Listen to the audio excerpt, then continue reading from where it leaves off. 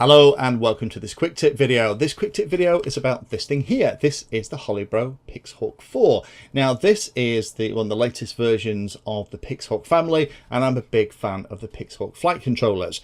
Now the reason that it's still in my paw and it isn't inside a model doing its job is two reasons really. One is the PixHawk 4 has kind of a door-to-board arrangement that has the PWM outputs on, the power connection and other things as well. So it's physically a little bit larger to get inside some models, which is why I didn't use it when we did the restoration of the S900 hexacopter.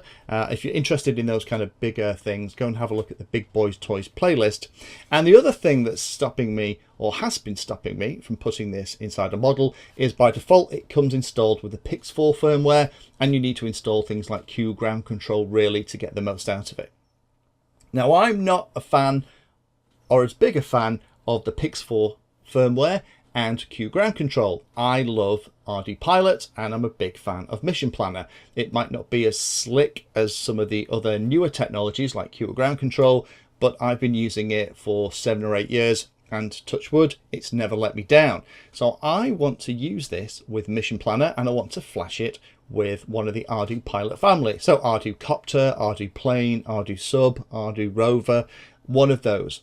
And I've figured out how to do it, so I'm going to show you the process in this video. It isn't particularly complicated, there's an extra few steps, and then once you've got it flashed, you can connect it up to Mission Planner and away you go. You just use it like a normal PixHawk that you would have installed Ardupilot directly. Now checking with Holybro, they're still working on trying to get the integration with the PixHawk 4 into Mission Planner, and I hope that happens sooner, and then there won't be the need for these steps. But right now let me show you how I've got Ardocopter actually running on here. So let me very quickly go through the process that we're going to follow. First thing we need to do is to download the Ardupilot firmware that we're interested in from the repository. That's firmware.ardupilot.org/copter/latest/PixHawk4. I'll put a link in the description, so if you just want to click on a link, it's there. Once you've downloaded the file, then you need to rename the extension. By default, it'll have an APJ extension, and then you just need to rename that to a .px4 extension. And once you've done that, then the file is ready to use with Q ground control to flash it onto the PixHawk. So connect your PixHawk via the USB cable and fire up Q ground control. Then what you need to do is go into the Flash Firmware tab. It's the one that looks like the 3 cogs in the top left hand corner. Click on the firmware. Make sure you have the PX4 firmware selected, and then click on Advanced Settings at the bottom. Once you've clicked on that, then you have a drop down box and you can choose all the different options. The bottom one of those options is to install a custom firmware. So pick that custom firmware file and then navigate and select the Ardocopter.px4 that we downloaded just now and renamed. And then once you've done that, it'll start flashing the board. And then once the board has been flashed, again, this is all in real time.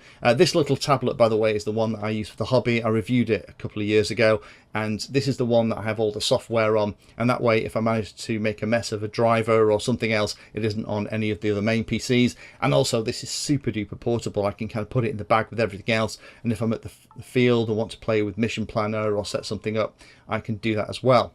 Now, you'll notice that it's just said setting up PixHawk 4, so it's restarted and been identified by the little Windows tablet as a new device.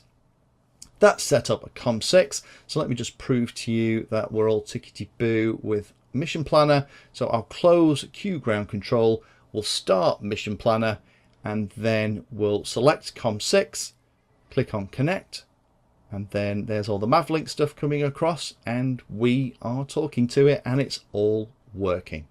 So that's the trick, that's the process. First of all, go and download the firmware that you're interested in from that repository. Again, link in the description. Rename the file extension from .apj to .px4. Then in Q ground control, use the custom firmware file option to then flash that file onto the PixHawk 4. And once you've done that, then you can go straight into Mission Planner and carry on as normal. Thank you for taking the time to watch that video, and particularly for watching right to the very end. We try and release a video on Tuesday and Friday, and sometimes we'll release 1 or 2 extra ones in a week as well. All of the videos on the channel are organised into easy to use playlists, so do have a look in there, because if you're interested in a subject, we organise all the videos on that subject so you can find them easily all together in one place. If you like what we're doing, then please like and subscribe and tell others about the channel so they can come and join as well.